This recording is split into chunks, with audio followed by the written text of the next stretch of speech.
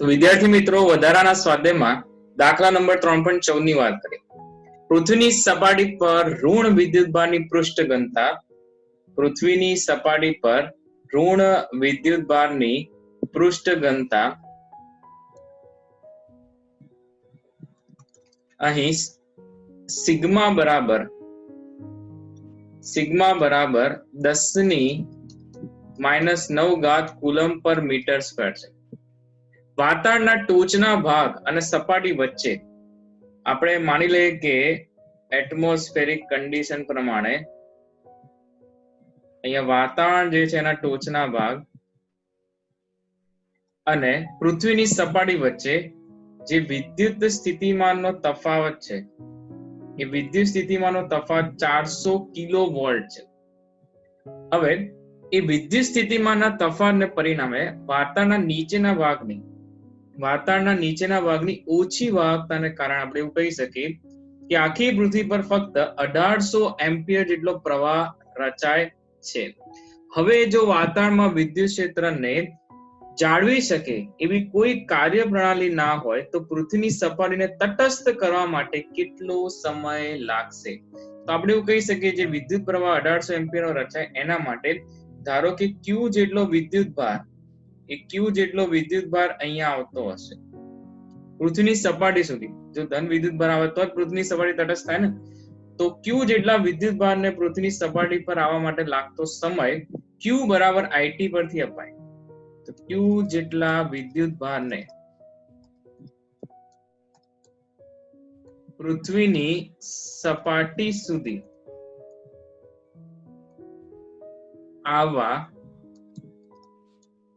લાગતો સમયગાળો T હોય તો Q બરાબર IT પરથી રચાતો પ્રવાહ I તમે શોધી શકો. પણ અહીંયા તમને સમયગાળો જે છે ને એ સમયગાળો પૂછ્યો છે. તો T બરાબર થશે Q ના છેદમાં I. Q બરાબર સિગ્મા જે છે એ સિગ્મા બરાબર Q ના છેદમાં A. તો Q બરાબર થશે સિગ્મા A. તો સિગ્મા ઇન્ટુ A થઈ જશે અને A બરાબર 4πRE², જ્યાં RE એ પૃથ્વીની ત્રિજ્યા છે છેદમાં I. બધી જ કિંમતો અહીંયા મૂકી દઈએ તો સિગ્મા બરાબર 10⁻⁹ 4 ગુણ્યા 3.14, પૃથ્વીની ત્રિજ્યા 6.37 ગુણ્યા 10⁶ મીટરનો વર્ગ ના છેદમાં 1800 એમ્પિયરનો પ્રવાહ. તો આમ ધન વિદ્યુતભાર જે પૃથ્વીની સપાટી સુધી પહોંચે છે એના માટે લાગતો સમયગાળો સાદું રૂપ આપતા આપણને મળશે 283.1 સેકન્ડ, જે આપણો જવાબ થશે. તો આ થયો સ્વાધ્યાયનો દાખલા નંબર જે છે એ 3.14. અહીંયા એવું કીધું છે, જો પૃથ્વીના જુદા જુદા ભાગમાં સતત થતી વીજળી અને ગાજવીજ સાથેના વાવાઝોડાને કારણે સતત વિદ્યુતભાર ઠાલવતા રહે છે. આપણે થિયરીમાં જે છે શીખી ગયા છે કે એક ક્ષણિક પ્રવાહ જે છે એ ક્ષણિક પ્રવાહ રચાતો હોય છે જ્યારે વીજળી જે છે એ વીજળીના ચમકારા થતા હોય ત્યારે. તો આ થઈ વાત 3.14 ની. હવે વાત કરીએ 3.15 ની. દરેકને 2 વોલ્ટ જેટલું EMF અને 0.015 જેટલો આંતરિક અવરોધ હોય તેવા 6 લેડ એસિડ પ્રકારના ગૌણ વિદ્યુત કોષોને શ્રેણીમાં જોડીને 8.5 ઓહ્મના અવરોધ સાથે ઉદ્ગમ તરીકે જોડવામાં આવે છે. તો સૌથી પહેલા અહીંયા પરિપથ દોરીશું આપણે કે આપણી પાસે 6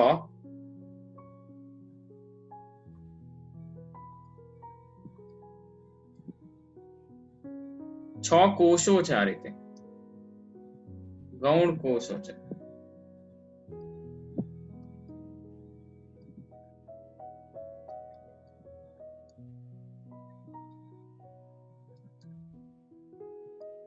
આ રીતે 6 કોષો છે, દરેકનું EMF સમાન છે, EMF E છે. હવે પ્રત્યેક કોષોને જે છે એ પ્રત્યેક કોષોને EMF અને આંતરિક અવરોધ પણ સમાન છે. પ્રત્યેક કોષોને એક બાહ્ય અવરોધ જેનું મૂલ્ય 8.5 ઓહ્મ છે,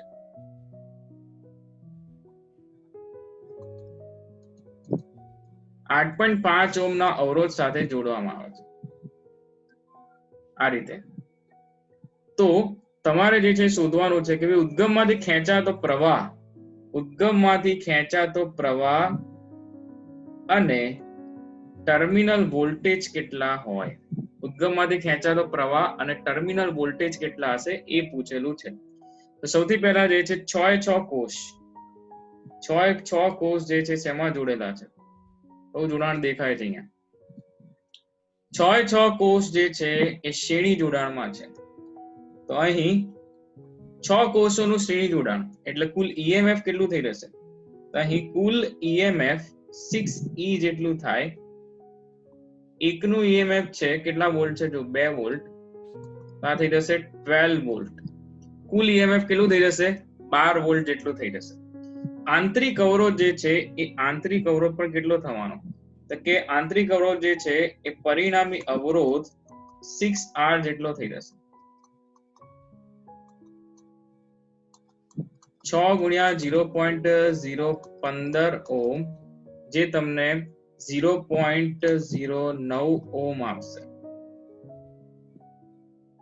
હવે ખેંચાતો પ્રવાહ, હવે ઓમના નિયમ પરથી I બરાબર શું લખાય? તો કે I બરાબર જે છે એ તમે એવું લખી શકો વોલ્ટેજ ભાગ્યા અવરોધ. બરાબર. અહીંયા કુલ EMF જે છે કેટલું છે? તો કે 6E એટલે હું લખી દઉં 12 ના છેદમાં આ 0.09 જે છે એ કેપિટલ R સાથે, અને આપણે R ડેશ કહીએ, R ડેશ. તો R ડેશ પ્લસ R લખાશે કારણ કે જે પરિણામી મળશે બધા જ કોષોનું એ કેપિટલ R સાથે શેમાં આવશે? શ્રેણી જોડાણમાં આવશે. તો આને લખાય 12 ના છેદમાં R ડેશ એટલે 0.09 પ્લસ કેપિટલ R એટલે 8.5. તો અહીંયા સાદુરૂપ આપતા જે જવાબ મળશે 12 ના છેદમાં આ લખાશે 8.59. તો I બરાબર જે પ્રવાહ મળે એ પ્રવાહ તમને 1.3969 એમ્પિયર માટે I બરાબર એપ્રોક્સિમેટ 1.4 એમ્પિયર લઈ શકાય. તો આ થઈ પ્રવાહની વાત થઈ. હવે વાત કરવાની છે કે ટર્મિનલ વોલ્ટેજ જે છે એ ટર્મિનલ વોલ્ટેજ કેટલા હોય. સમજો કે આપણે એક ટર્મિનલ આ લઈ લઈએ, એક છેડો આ લઈ લો અને એક છેડો આ લઈ લો, A અને B.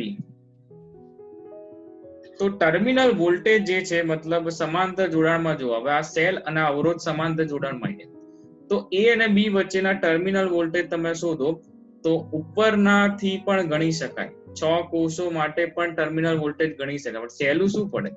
સહેલું તમને એ પડે કે ભાઈ હું અહીંયાથી જે છે ને અહીંથી આ બે છેડા વચ્ચે તમે આ માન લો કે ભાઈ હું આ બે અવરોધ વચ્ચેની વાત કરું, X અને Y છેડા વચ્ચે.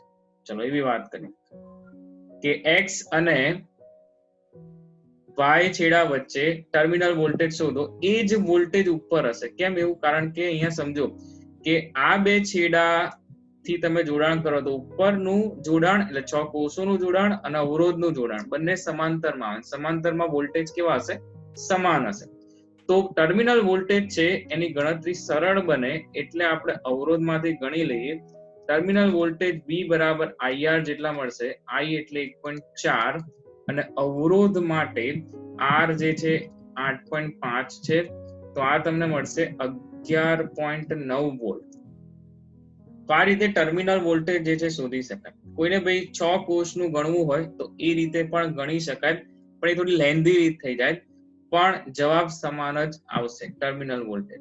ચલો તો એના પછી બી માં દેખો શું કીધું છે. લાંબા વપરાશ બાદ એક ગૌણ વિદ્યુત કોષનું EMF 1.9 વોલ્ટ છે અને મોટો આંતરિક અવરોધ 380 ઓહ્મ છે. શું આ કોષમાંથી કેટલો મહત્તમ પ્રવાહ ખેંચી શકાય અને શું આ કોષ કારને ચાલુ કરવાની મોટર ચલાવી શકે? તો સૌથી પહેલા લાંબા વપરાશ બાદ એક આપણે એવું કહી શકીએ કે EMF જે છે અહીંયા 1.9 વોલ્ટ આપી દીધું છે અને અવરોધ એ વધારીને 380 ઓહ્મ આપી દીધો છે. તો એ કેસમાં મહત્તમ પ્રવાહ I મેક્સિમમ તમને મળશે E ના છેદમાં R. E ના છેદમાં R મહત્તમ પ્રવાહ. કારણ કે સમજો એક વસ્તુ કે મેક્સિમમ પ્રવાહ જે છે એ તમને એકચ્યુઅલીમાં r પ્લસ r હોય છે i નું સમીકરણ, બરાબર. i બરાબર શું મળે? e ના છેદમાં r પ્લસ r મળે. જો એક કોષની સાથે એક બાહ્ય અવરોધ જોડ્યો હોય તો i બરાબર e ના છેદમાં r પ્લસ r મળે. પણ તમે સેલનો આંતરિક અવરોધ ક્યારેય શૂન્ય કરી શકાય નહીં, એટલા માટે આપણે r ને શૂન્ય લઈ શકીએ. જ્યારે r શૂન્ય હોય ત્યારે i બરાબર તમને શું મળે? i maximum. એ જ સૂત્ર અહીંયા મૂક્યું છે, જો e ના છેદમાં r. હવે ગણતરી કરીએ તો e ના છેદમાં r 1.9 ના છેદમાં 380 એ તમને આપશે 0.005 એમ્પિયર, એટલે 5 મિલી એમ્પિયર જેટલો કહી શકાય. તો એ કિસ્સામાં આટલા પ્રવાહથી તમે 5 મિલી એમ્પિયર થી કારની મોટર જે છે ચલાવી શકાય નહીં. તો આટલા પ્રવાહથી આપણે એવું લખીશું ખૂબ જ ઓછો પ્રવાહ મળે, કારણ કે આંતરિક અવરોધ વધી ગયો છે, સીધી વસ્તુ. તો અહીં આંતરિક અવરોધ વધતા અહીં આટલા પ્રવાહથી આ પ્રવાહથી કાર ચાલુ થઈ શકે નહીં, કારણ કે આ પ્રવાહ જે છે ખૂબ જ ઓછો છે. આટલા પ્રવાહથી કાર ચાલુ કરી શકાય નહીં. તો આ થઈ વાત સ્વાધ્યાયના દાખલા નંબર 3.15 ની. હવે વાત કરીએ 3.16 ની, જે IMP દાખલો છે. તો જોતા જઈએ.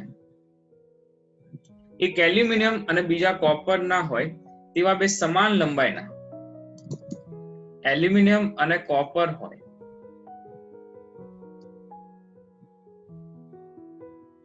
એલ્યુમિનિયમ નો તાર અને સામે જે છે એ કોપર નો તાર.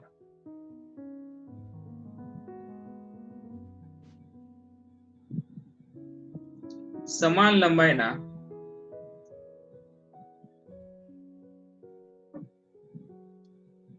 અને તે સમાન લંબાઈના એલ્યુમિનિયમ અને કોપરના તાર છે. તેમના અવરોધો પણ કેવા છે? સમાન છે. એટલે આપણે એવું કહી શકીએ એલ્યુમિનિયમ અને કોપરની લંબાઈ L જ છે. એલ્યુમિનિયમ અને કોપરના અવરોધ પણ R જ છે. તે બધી સમજાવો કે શા માટે ઓવરહેડ પાવર કેબલ માટે એલ્યુમિનિયમના તાર પસંદ કરવામાં આવે છે. એલ્યુમિનિયમની ઘનતા આપી છે અને તેની સાપેક્ષ ઘનતા આપી છે, બરાબર. તો સૌથી પહેલા જો અહીંયા કે અવરોધ બરાબર આપણે શું લખી શકીએ? અવરોધ R બરાબર ρl બાય a લખી શકાય. હવે L વડે ગુણીને L વડે ભાગી નાખીએ તો આ થઈ જશે ρl સ્ક્વેર બાય b થઈ જશે. ઘનતા D બરાબર m ના છેદમાં v લખો તો v બરાબર શું લખાશે? ρl સ્ક્વેર ના છેદમાં v બરાબર લખાશે m into m by d, એટલે d ઉપર જતો રહેશે અંશમાં. તો હવે સમજો કે r ચલે, આપણે એવું લખી શકીએ કે r ચલે L સ્ક્વેર બાય m, પણ અહીંયા આપણને લંબાઈ અને દળ જે છે એનો કોઈ ખ્યાલ છે નહીં. તો આપણે શું કરશું? અહીંયા જો કે અવરોધ સમાન છે એટલે હું લખીશ ગુણોત્તર r બાય L સ્ક્વેર બરાબર ρ d બાય m. જ્યાં ρ એ અવરોધકતા છે અને d એ ઘનતા છે, એટલે આપણે d પસંદ કરેલ છે. કારણ કે આપણે ઘનતા માટે પણ ρ લખીએ તો પછી આ બંને જે છે એ સંજ્ઞા ભેગી થઈ રહેશે. તો r બાય L સ્ક્વેર બરાબર ρ d બાય m, આ સમીકરણ આપણને ખબર પડી. હવે દળ બરાબર ρ d L સ્ક્વેર ના છેદમાં r લખી શકાય. તો આપણે જે છે દળની સરખામણી કરી નાખીએ તો ખબર પડી જાય કે કયો તાર જે છે એ હલકો હશે, બરાબર છે. તો અહીંયા જો L સ્ક્વેર અને r તો જે છે અચળ જ રહેવાના, L સ્ક્વેર બાય r નો ગુણોત્તર અચળ રહેવાના. તો અહીંયા કહી શકું m ચલે ρ ઇન્ટુ d. હવે સમજો કે m એલ્યુમિનિયમ અને m કોપર, એલ્યુમિનિયમ અને કોપરના દળનો ગુણોત્તર એ શું લખી શકાય? ρ એલ્યુમિનિયમ ના છેદમાં ρ કોપર ના ગુણાકારમાં d એટલે ઘનતા, એલ્યુમિનિયમની ઘનતા અને એલ્યુમિનિયમની સાથે ગુણોત્તરમાં કોપરની ઘનતા. હવે તમને જે છે સાપેક્ષ ઘનતા આપે છે, સૌથી પહેલા સાપેક્ષ ઘનતા એટલે શું સમજી લો. સાપેક્ષ ઘનતા એટલે આપેલ પદાર્થની ઘનતા એની સાથે પાણીની ઘનતા 4 ડિગ્રી સેલ્સિયસે ગુણોત્તર લો તો એ તમને મળી જાય. તો તમને જે ઘનતા આપી છે સાપેક્ષ આપી છે, બરાબર. એટલે આપેલ એલ્યુમિનિયમની ઘનતા હોય તો એલ્યુમિનિયમની ઘનતા આપણે એવું કહીએ કે ડી એલ્યુમિનિયમ જે છે એ એલ્યુમિનિયમની ઘનતા, અને આવું લખીએ કે સાપેક્ષ ઘનતા, એલ્યુમિનિયમની સાપેક્ષ ઘનતા બરાબર એલ્યુમિનિયમની ઘનતા છેદમાં પાણીની ઘનતા, આવું લખી શકે. હવે આપણને જે ગુણોત્તર આપ્યો છે એ સાપેક્ષ ઘનતા આપે છે. એટલે અહીંયા હું મૂકું ડી એલ્યુમિનિયમ તો વોટર એટલે કે પાણીની ઘનતા આની સાથે ગુણાશે. એવું નીચે પણ હોય અને અહીંયા પણ હોય, આ બંને કેન્સલ થઈ જાય એટલે લખવાની જરૂર છે નહીં. એટલે આપણે સીધે સીધું જે છે હવે કરીશું કામ. જો એલ્યુમિનિયમની અવરોધકતા કેટલી છે 2.63 ગુણ્યા 10⁻8 ગુણ્યા એલ્યુમિનિયમની સાપેક્ષ ઘનતા એ 2.7 ના છેદમાં કોપરની અવરોધકતા 1.72 ગુણ્યા 10⁻8 ગુણ્યા 8.9.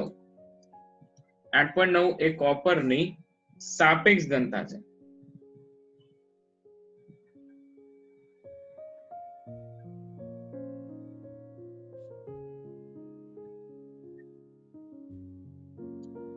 તો ગુણોત્તર લેતા એલ્યુમિનિયમની અને કોપરની વાત કરીએ તો અહીંયા જે ગુણોત્તર મળે છે એ 1 કરતા ઓછો મળશે. લગભગ તમને 0.4638 જેટલો મળશે. તો આ ગુણોત્તર જે છે એ ગુણોત્તર દર્શાવે છે કે એલ્યુમિનિયમનું દળ એ કોપરના દળ કરતા ઓછું હશે.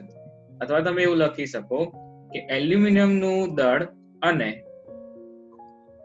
કોપરના દળનો ગુણોત્તર 1 કરતા ઓછો છે, તો એલ્યુમિનિયમનું દળ એ કોપરના દળ કરતા ઓછું હશે.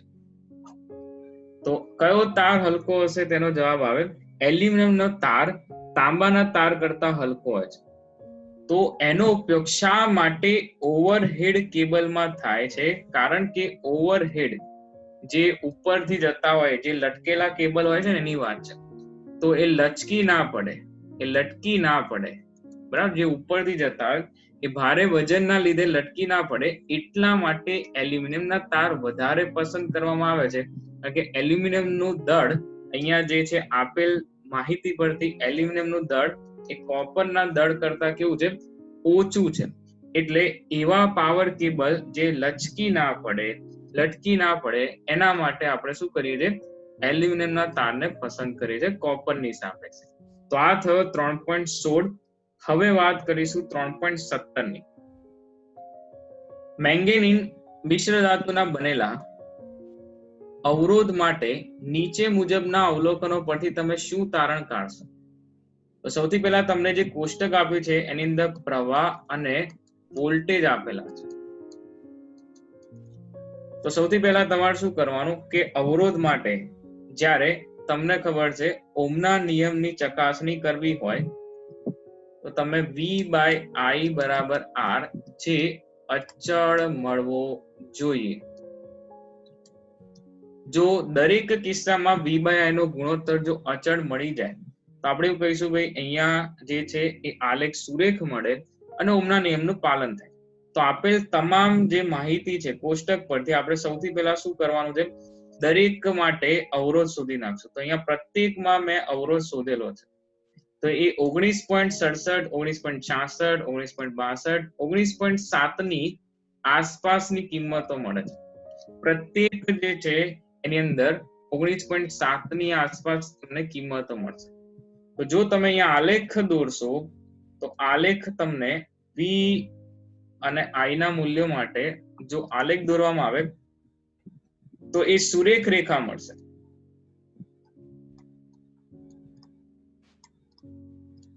અને સુરેખ રેખા બતાવે છે કે V/I બરાબર R શું રહેશે? અચળ. જેથી ઓહમના નિયમનું પાલન થાય છે.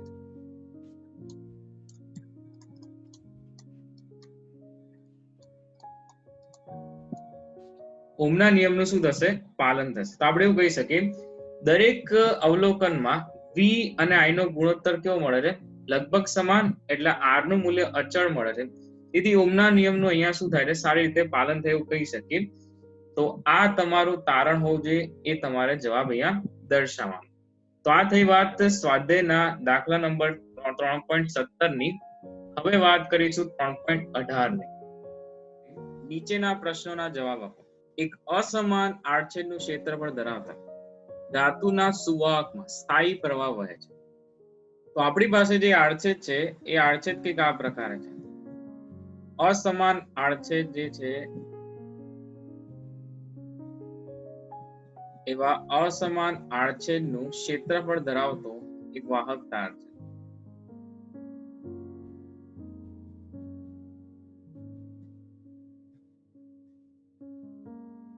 તમે અહીંયા જોઈ શકો છો કે આ ભાગના આડછેદનું ક્ષેત્રફળ અને આ ભાગના આડછેદનું ક્ષેત્રફળ અલગ અલગ છે. અહીંયા a1 અને અહીંયા a2. તો કઈ ભૌતિક રાશિઓ, નીચેનામાંથી કઈ ભૌતિક રાશિઓ જે છે એ અચળ રહેશે અને કઈ બદલાશે એવું પૂછ્યું છે. જો પહેલું પૂછ્યું છે પ્રવાહ, પ્રવાહ ઘનતા, વિદ્યુત ક્ષેત્ર અને ડ્રીપ ઝડપ વિશે સમજાવવાનું. તો હંમેશા વિદ્યુત ભારનું તો સંરક્ષણ થાય છે, એટલે વિદ્યુત ભાર સંરક્ષણના નિયમ પરથી વિદ્યુત પ્રવાહ જે છે અચળ રહેશે. વિદ્યુત ભારનું સંરક્ષણના નિયમ પરથી વિદ્યુત ભારના સંરક્ષણના નિયમના અથવા એવું કહીએ વિદ્યુત ભારના સંરક્ષણના નિયમ પરથી વિદ્યુત પ્રવાહ અચળ રહેશે. વિદ્યુત પ્રવાહ જે છે એ અચળ રહે. વિદ્યુત ભારનો જથ્થો જેટલો અહીંયા દાખલ થાય એટલો જ અહીંયા જે છે તમને મળવો જોઈએ. આ વાહકના આડછેદમાં વચ્ચેના કોઈ વિભાગમાં નવો વિદ્યુત ભાર ઉત્પન્ન થતો નથી કે વિદ્યુત ભાર નાશ પામતો નથી, જેને આપણે વિદ્યુત ભાર સંરક્ષણનો નિયમ કહે છે. તો વિદ્યુત પ્રવાહ અચળ રહેશે. પ્રવાહ ઘનતાની વાત કરીએ તો પ્રવાહ ઘનતા એટલે આપણે એવું કહી દઈએ કે ભાઈ I બરાબર નાવડી સૂત્ર આપણને ખબર છે. તો J બરાબર NeVd. વળી ડ્રિફ્ટ ઝડપ જે છે એ ડ્રિફ્ટ ઝડપ પણ પૂછેલું છે, પણ આ બંને સૂત્ર પરથી આપણે એવું કહી શકીએ કે વાહકના આડછેદ પર J બરાબર I/m. તો J નો આધાર આડછેદ પર છે, તો પ્રવાહ ઘનતા જે છે એ પ્રવાહ ઘનતા બદલાશે. એ ઉપરાંત અહીંયા તમને બીજી વસ્તુ ખબર પડી કે વિદ્યુત ક્ષેત્રની સાથે સાથે J નો સંબંધ J બરાબર સિગ્મા I, કે ઓહમના નિયમનું બીજું સ્વરૂપ જે છે આપણે શીખેલા છે કે J બરાબર સિગ્મા I. તો J નો આધાર એ E પર છે. વિદ્યુત ક્ષેત્ર જે છે એ વિદ્યુત ક્ષેત્ર પણ બદલાશે. વળી ડ્રિફ્ટ ઝડપ પણ J પર આધારિત છે. તો પ્રવાહ ઘનતા, વિદ્યુત ક્ષેત્ર અને ડ્રિફ્ટ ઝડપ બદલાશે. ખાલી અચળ કોણ રહેશે? અચળ જે છે એ વિદ્યુત પ્રવાહ I અચળ રહેશે. બાકી આ બધા જે છે એ બદલાશે. ક્યાંક ને ક્યાંક જે છે આડછેદ પર આધારિત છે. તો આ થયો A નો જવાબ. હવે B ની વાત કરીએ. શું ઓહમનો નિયમ બધા જ વિદ્યુત વાહકો માટે સાર્વત્રિક રીતે લાગુ પાડી શકાય છે? જો ના, તો એવા વાહક તત્વોના ઉદાહરણ આપો જેમાં ઓહમના નિયમનું પાલન થતું ન હોય. આપણે લખીશું ના, ઓહમનો નિયમ સાર્વત્રિક નથી. ઓહમનો નિયમ બધા જ વિદ્યુત વાહકો માટે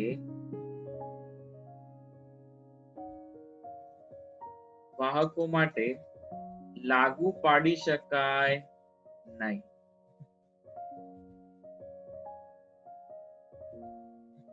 કયા સાધનો માટે ઓહમના નિયમનું પાલન થતું હોય? તો આપણે એવું કહી શકીએ કે ડિસ્ચાર્જ ટ્યુબ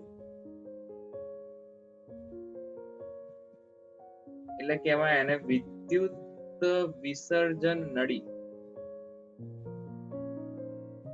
એ ઉપરાંત ડાયોડ, અર્ધવાહક ડાયોડ,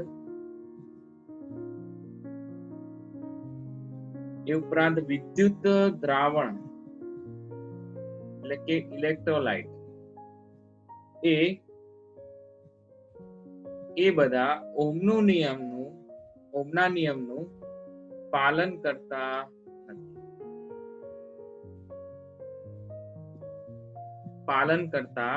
નથી. આ થયો બી નો જવાબ. અહીંયા આપણે એ નો જવાબ અને બી નો જવાબ આપ્યો. એ પછી જો શું પૂછ્યું કે નીચા સ્થિતિમાન વાળા ઉદ્ગમમાંથી મોટા પ્રવાહો મેળવવા હોય તેનો આંતરિક અવરોધ ખૂબ જ નાનો હોવો જોઈએ અથવા ખૂબ જ નીચો હોવો જોઈએ. એવું કેમ કીધું છે? તો આપણને ખબર છે કે ભાઈ પ્રવાહ જ્યારે બી તમે કોઈ કોષ જોડી દો કે કોઈ ઉદ્ગમ જોડો જેનો આંતરિક અવરોધ r હોય, સ્મોલ r, તો એ વખતે પ્રવાહ I = E ના છેદમાં r પ્લસ r મળે. કેપિટલ R ને બાહ્ય અવરોધ કહેવાય. કેપિટલ R ને આપણે કહીશું બાહ્ય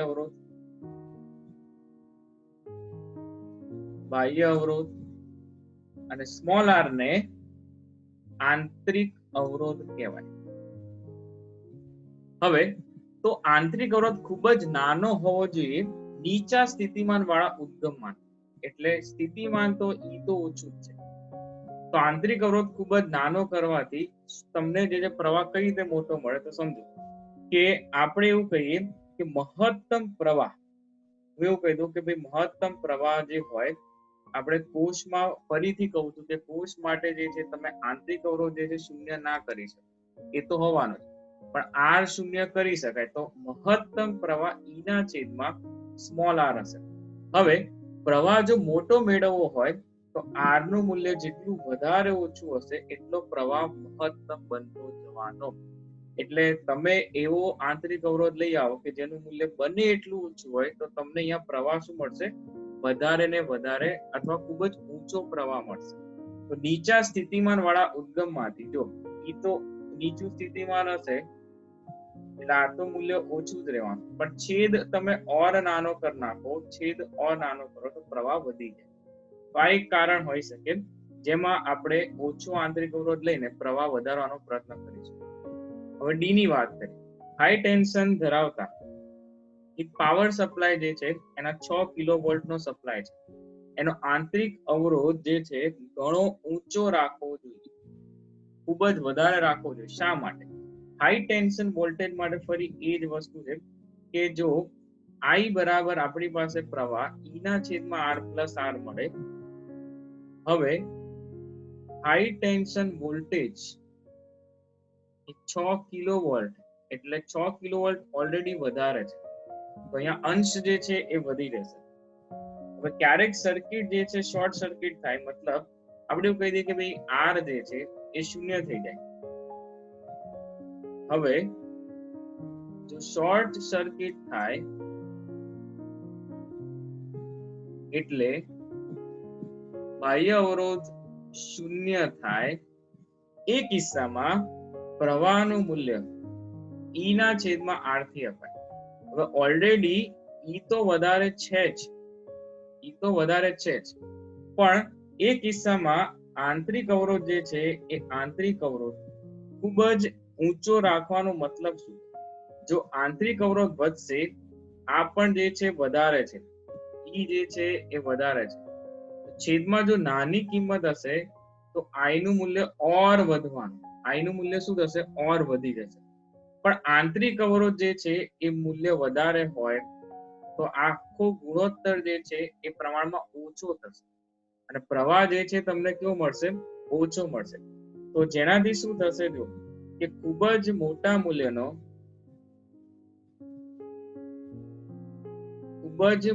મૂલ્યનો વિદ્યુત પ્રવાહ જે છે એ વિદ્યુત પ્રવાહ પસાર ન થાય અને તેની સાથે જોડેલ પરિપથમાં, તેની સાથે એટલે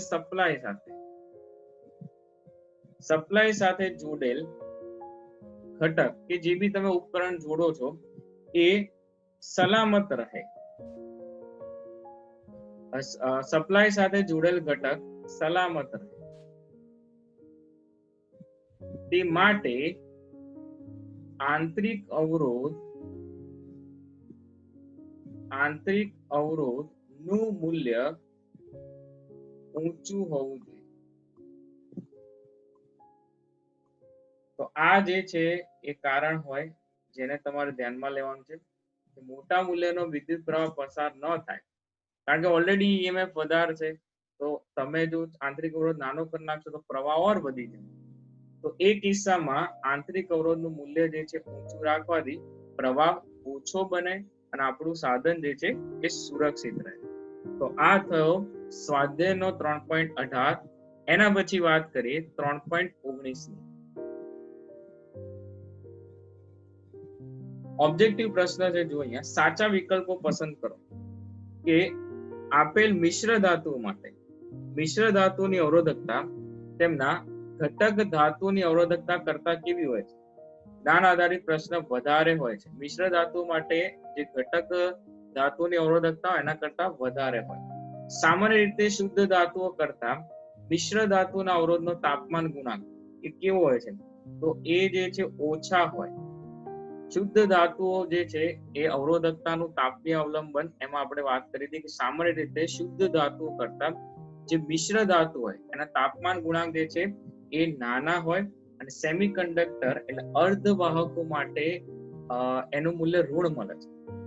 ચલો સી માં વાત કરીએ કે મિશ્ર ધાતુ મેંગેનીઝની અવરોધકતા તાપમાનથી લગભગ કેવી હોય છે, તો તાપમાનથી જે છે સ્વતંત્ર હોય છે.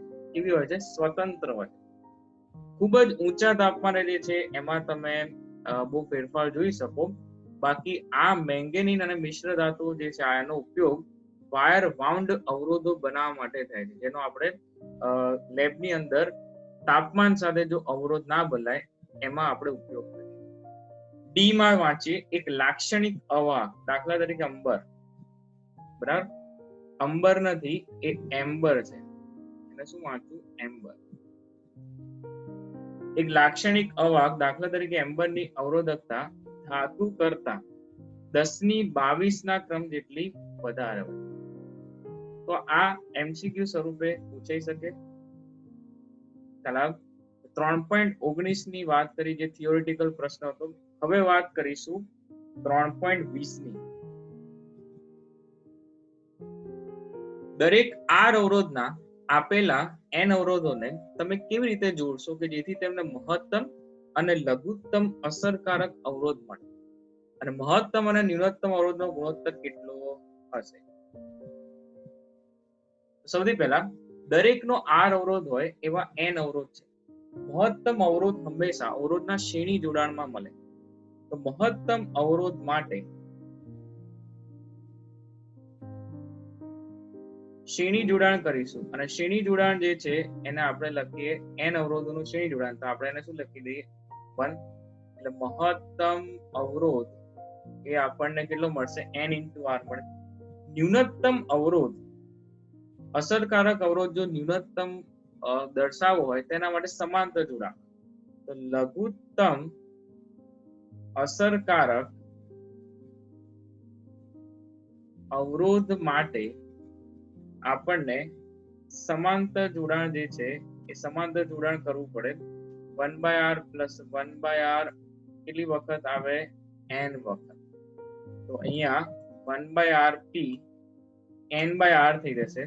તો લઘુત્તમ અસરકારક અવરોધ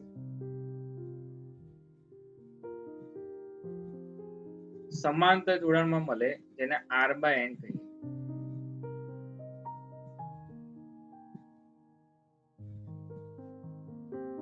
અહીંયા સમજો, લઘુત્તમ એટલે કે મહત્તમ અને ન્યૂનતમ અવરોધોનો ગુણોત્તર કેટલો થાય? તો મહત્તમ અવરોધ ભાગ્યા ન્યૂનતમ અવરોધ. મહત્તમ અવરોધ જે છે n × r છે, અને આ કેટલો છે? r/n. આ ગુણોત્તર આપણને મળશે n² મળશે. કેટલો મળશે? n² મળશે. ચલો તો આ થઈ વાત a ની. હવે b ની વાત કરીએ. 1 ઓહ્મ, 2 ઓહ્મ અને 3 ઓહ્મ મૂલ્યના 3 અવરોધકોને કેવી રીતે સંયોજિત કરવાથી સમતુલ્ય અવરોધ જે છે તમને પહેલા 11/3 ઓહ્મ મળે. તો 1 ઓહ્મ આપણી પાસે 3 અવરોધ છે, 1 ઓહ્મ, 2 ઓહ્મ અને 3 ઓહ્મ. 11/3. હવે જો સમજો કે આપણે બે રીતે વિચારી શકીએ અહીંયા. કાં તો 1 ઓહ્મ 2 ઓહ્મ અને એ બેનું સમાંતર અને એ પછી 3 ઓહ્મ જે છે એનું શ્રેણી જોડાણ. આ રીતે કાં તો 1 અને 3 ઓહ્મ જે છે 1 અને 3 ઓહ્મ એનું આપણે શું વિચારી શકીએ સમાંતર અને એની સાથે 2 ઓહ્મ નું શ્રેણી જોડાણ. એટલે તમારે અલગ અલગ શક્યતાઓ વિચારવી પડે. એ ઉપરાંત બીજું એક વિચારી શકાય કે 2 ઓહ્મ અને 3 ઓહ્મ 2 ઓહ્મ અને 3 ઓહ્મ નું સમાંતર જોડાણ, કારણ કે અપૂર્ણાંક આવે ત્યાં સમાંતર જોડાણ હશે. એટલે આ રીતે તમારે વિચારવું પડશે. આપણે શક્યતાઓ વિચારી છે, જેમાં આપણો જવાબ આવશે આપણે મૂકી દઈશું. જો તો 1 ઓહ્મ અને 2 ઓહ્મ જે છે એનું સમાંતર જોડાણ છે, બરાબર છે. તો આનું સમતુલ્ય શું થશે? આપણે એવું છેડાના નામ આપી દઈએ અહીંયા કે આ જે છે A અને આને કહીએ આ B અને આ C. તો સૌથી પહેલા જે છે એ A અને C વચ્ચેનું જોડાણ એટલે AB પ્લસ RBC થઈ જશે. A અને B નું આપણે સમતુલ્ય કાઢીએ તો 1 અને 2 નું સમાંતર જોડાણ એનું સમતુલ્ય નીકળશે 1 into 2 1 into 2 ના છેદમાં 3 એટલે આ થઈ જશે 2/3 પ્લસ 3 એટલે આ કહેવાશે 11/3. ચલો તો અહીંયા 11/3 તો મળી ગયો છે. એ પછી 11/5 જે છે એ મળે છે કે નહીં? જો એવું ના થાય તો આપણે એવું વિચારશું 1 અને 3 નું સમાંતર અને પછી જે છે 2 નું શ્રેણી જોડાણ એવું વિચારી શકાય. તો અહીંયા સૌથી પહેલા નામ આપી દઈએ A અને B નું સમાંતર જોડાણ. તો RAC RAB પ્લસ RBC. 2 અને 3 નું સમાંતર એટલે આ થઈ જશે 6/5 પ્લસ 1 એટલે 11/5 ઓહ્મ. કેટલા થઈ જશે? 11/5. ચલો તો આ પણ મળી ગયું છે. ઇન શોર્ટ આ પ્રકારના જોડાણ શક્ય થઈ શકે. એ પછી 6 ઓહ્મ પૂછ્યું છે અને 6/11. તો સૌથી પહેલા 6 ઓહ્મ તો જો તમે અહીંયા જોઈ શકો છો 1 2 અને 3 ઓહ્મ એનું શ્રેણી જોડાણ કરી નાખો. 1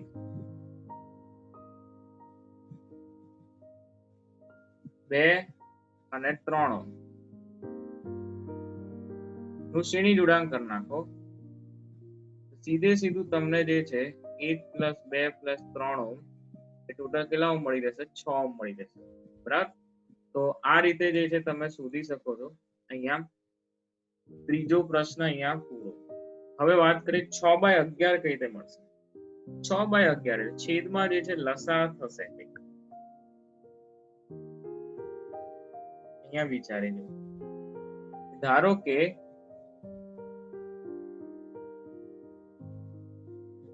1 2 અને 3 અવરોધો છે એનું આપણે આ રીતે જોડાણ કરવું. સમાંતર કરવું પડે. હંમેશા અપૂર્ણાંક આવશે તો સમાંતર જોડાણ જ થતું હશે. આ રીતે વિચાર લઈએ કે 1 2 અને 3 ઓહ્મ છે.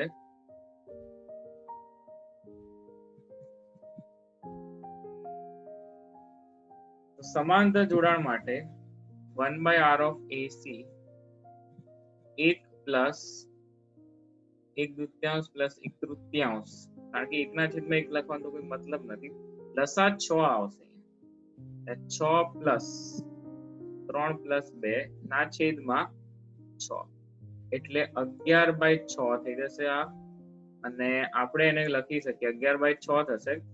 તો R of AC 6/11 ઓહ્મ કેટલા થઈ જશે?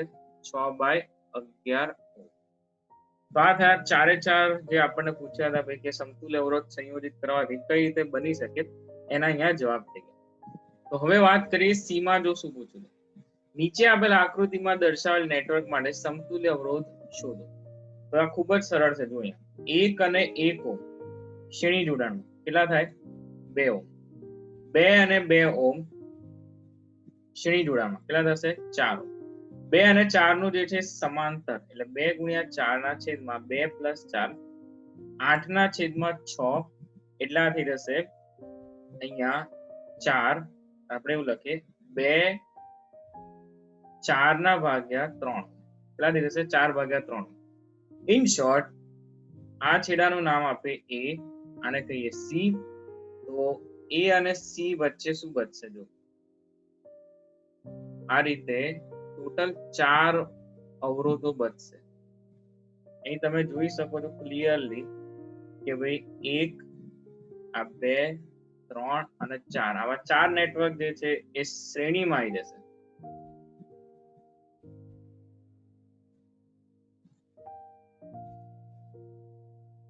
RAC બરાબર 4 ગુણ્યા 4/3 ઓહ્મ એટલે મળશે 16/3. તો આ આકૃતિનો જવાબ આવશે 16/3. હવે જો અહીંયા કે બી આકૃતિ ખૂબ જ સરળ છે કે અહીંયા આપણે ધન છેડો જોડે બેઠે છે. અહીંયા સીધે સીધો પ્રવાહ જે છે એ સીધે સીધો પ્રવાહ આ રીતે જાય, ક્યાંય પ્રવાહ વિભાજિત થયો નહીં. 5 અવરોધો જે છે કયા જોડાણમાં હશે? 5 અવરોધો શ્રેણી જોડાણમાં હોય અને 5 અવરોધોનું શ્રેણી જોડાણ એ φr આપશે. તો આ થયો સ્વાધ્યાયનો દાખલા નંબર 3.20. હવે વાત કરવાના છીએ 3.21. ખાસ કરીને ધ્યાન આપજો અહીંયા કે આકૃતિમાં દર્શાવેલ એક અનંત પરિપથ વડે 12 વોલ્ટના 0.5 ઓહ્મનો આંતરિક અવરોધ ધરાવતા સપ્લાયમાંથી ખેંચાતો પ્રવાહ શોધો. દરેકનું મૂલ્ય 1 ઓહ્મ છે. હવે સમજો આપણે શું કરીએ છીએ કે આ જે દાખલો છે એમાં તમે R પણ ધારી શકો છો, કારણ કે બધા અવરોધ જે છે એ 1 ઓહ્મના. કદાચ મોટી કિંમત હોય તો આપણે R ધારે 1 ઓહ્મ છે તો ચાલશે, પણ 3.21 એ IMP દાખલો બરાબર પૂછવાની શક્યતા ઘણી બધી. તો અહીંયા સમજો કે આપણે એક અનંત નેટવર્ક સાથે કામ કરવાના છે, એટલે આ છેડો જે છે એ ઇન્ફિનિટી સુધી હશે, મતલબ આવું ચાલ્યા જ કરતું. તો આપણે શું કરીએ છીએ, અહીંથી લઈને ડાબી બાજુનો આટલો જે વિભાગ છે એક નિશાની જેવું નેટવર્ક છે, લેડર નેટવર્ક કહેવાય ને, આટલો વિભાગ જે છે એ એટલા વિભાગનો આપણે સમતુલ્ય અવરોધ x ધારી લઈએ. કેટલો ધારી લઈએ છે? x ધારી લઈએ. તો આ બે છેડા રહ્યા, આ બે છેડાના નામ આપણે કઈ બી આપી દો, C આપી દો, C અને D આ બે છેડા, અને આ છેડો છે A અને B, આ છેડો P અને Q કહીએ. હવે સમજો અને એક સમતુલ્ય અવરોધની વાત હતી તો આપણે અહીંયા આકૃતિ ફરી દોરીએ છે કે અહીંયા બતાવી દઈએ P અને Q વચ્ચે, આ P અને Q વચ્ચે કઈ રીતે અવરોધનું જોડાણ છે જોજો. અહીંયા 1 ઓહ્મનો અવરોધ અહીંયા રહેશે, પછી અહીંયા 1 ઓહ્મનો અવરોધ રહેશે,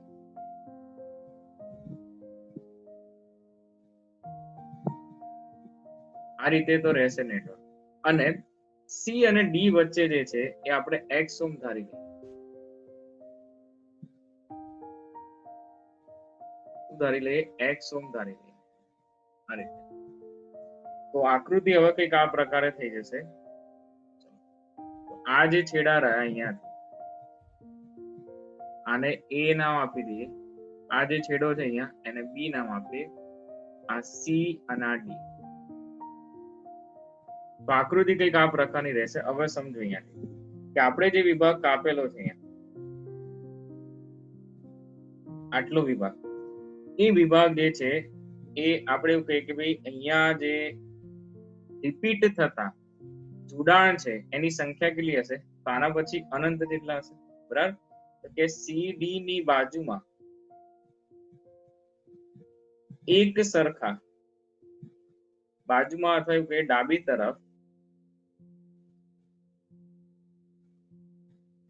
તરફ એક સરખા એકમોની સંખ્યા એ કેટલી હશે? અનંત હશે. આ બાજુ ડાબી તરફ.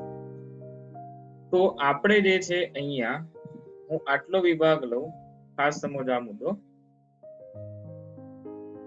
કે અહીંથી લઈને ડાબી તરફના જે છે એકમો ઇન્ફાઇનાઇટ છે.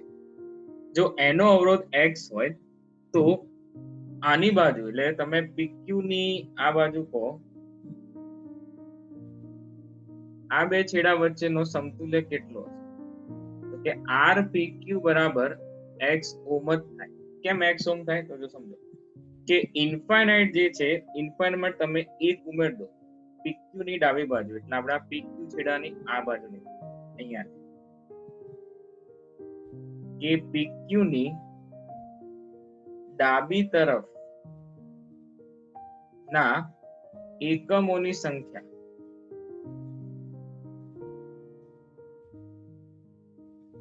ઇન્ફાઇનાઇટ પ્લસ શું મળશે? 1. ઇન્ફાઇનાઇટ માં 1 ઉમેરો તો ઇન્ફાઇનાઇટ જ મળે. એટલે તમે ઇન્ફિનિટીમાં ભલે ને આવો એક એકમ ઉમેર દો, પણ અહીંયા જે સમતુલ્ય મળશે એ RPQ બરાબર x ઓમ જ મળશે. કેટલા ઓમ મળશે?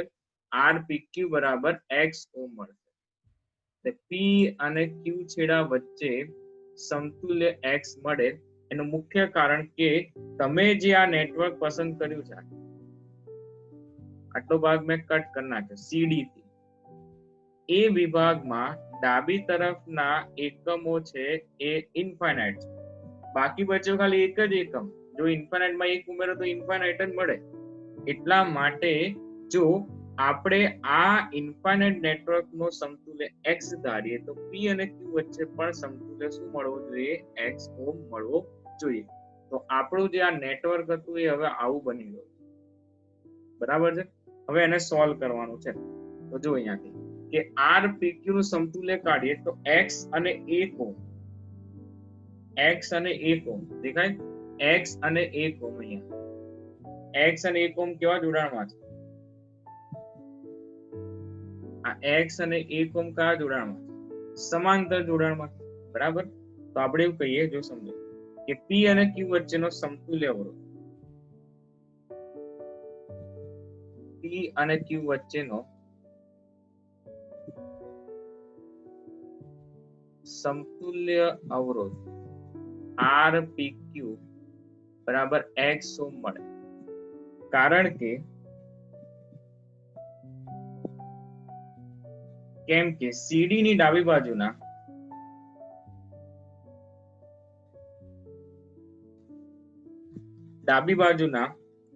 સમતુલ્ય ભાગનો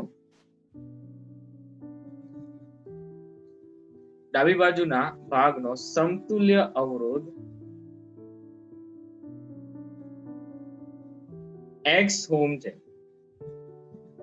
CD ની ડાબી બાજુના ભાગનો સમતુલ્ય અવરોધ જે છે એ x ઓમ છે. હવે એટલા જ અનંત ભાગોમાં એક એકમ ઉમેરવાથી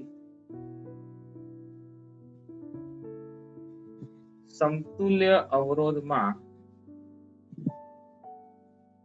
કોઈ ફેરફાર થાય નહીં. CD ની ડાબી બાજુના ભાગનો સમતુલ્ય અવરોધ જે છે કેટલો છે? CD ની ડાબી બાજુના ભાગનો સમતુલ્ય અવરોધ જે છે x ઓમ છે. હવે એમાં આપણે શું કરીએ છીએ? એક એકમ ઉમેરી પણ દઈએ. એક એકમ ઉમેરી પણ દો તો સમતુલ્ય અવરોધમાં કોઈ ફેરફાર થશે નહીં. એ કેટલો રહેશે? x ઓમ જેટલો થાય. એટલા માટે R of PQ બરાબર R of CD x ઓમ મળે. આ મુખ્ય કારણ છે. ચલો તો હવે આપણે જે છે ગણતરી કરીએ કે RPQ શું હશે. એકચ્યુઅલમાં આપણે સર્કિટમાં જોઈએ તો અહીંયા જો x અને 1 નું જે થશે એ સમાંતર જોડાણ છે. તો સર્કિટ જે છે આવી રીતે રહેશે, x into 1 ના છેદમાં x plus 1 પ્લસ આ બંને જે છે જો એ બંને સમાંતર થઈને આ રીતે જોડાણમાં આવી જશે. આ નેટવર્ક આવું બની જશે. 1 ઓમ આ P છેડો, અહીંયા જે અવરોધ આવશે અને અહીંયા આ રીતે અહીંયા 1 ઓમ નો અવરોધ,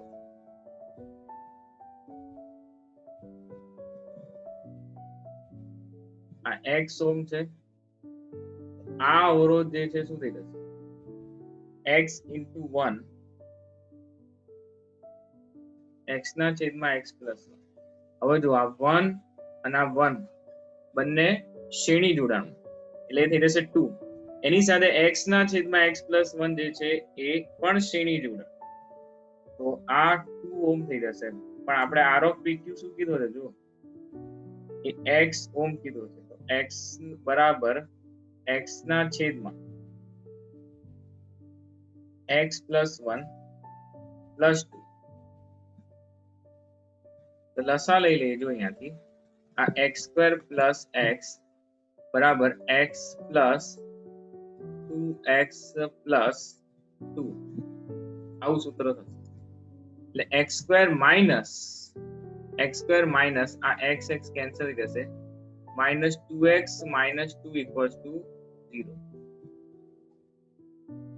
તો અહીંયા a બરાબર દ્વિઘાત સમીકરણ જેવું મળે. જો આ સમીકરણ નંબર 1, જ્યાં a બરાબર 1, b બરાબર -2 અને c બરાબર પણ -2 થશે. હવે બધી કિંમતો જે છે એ તમને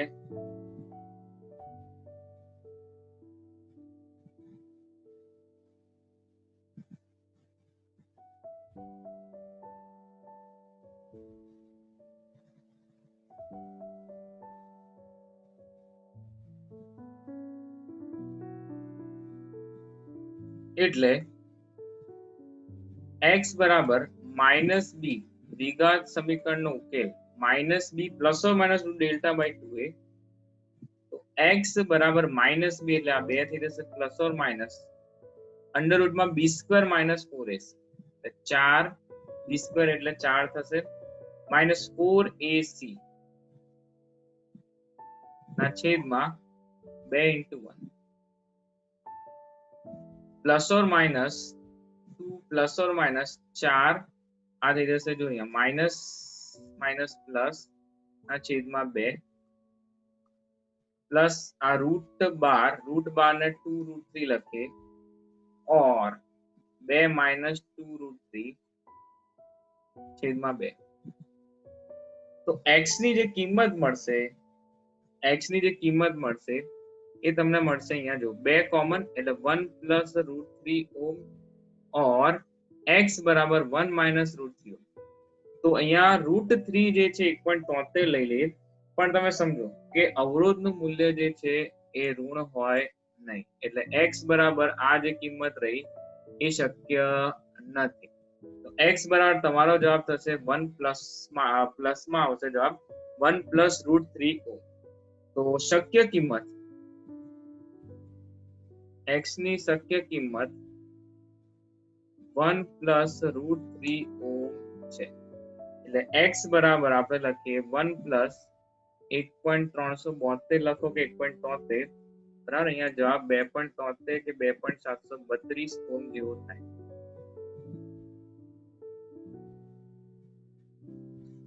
તો આ જે છે x નો જવાબ થયો. હવે બીજો એક પ્રશ્ન પૂછો કે દરેક અવરોધનું મૂલ્ય 1 ઓમ છે પણ ખેંચાતો પ્રવાહ શોધવાનો દરેક સપ્લાયમાં.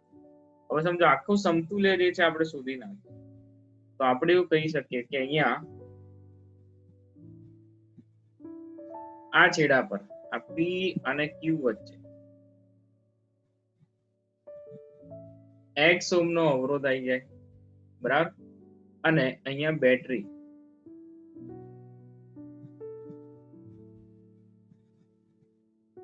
એનો આંતરિક અવરોધ R.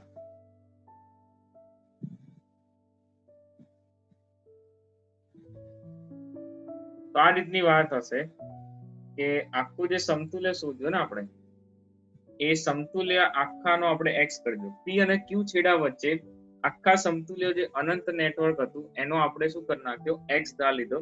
બેટરીનો આંતરિક અવરોધ R. તો પ્રવાહ જે છે શું હશે અહીંયા I બરાબર E ના છેદમાં x પ્લસ R. x ની કિંમત અને r ની કિંમત તમને ખબર છે. તો કેટલો આંતરિક અવરોધ આપ્યો છે અહીંયા? આંતરિક અવરોધ છે 0.5. તો I બરાબર 12 ના છેદમાં E પ્લસ R એટલે 2.732 પ્લસ 0.5 એટલે ગણતરી કરતા તમને જવાબ મળશે 3.713 એમ્પિયર.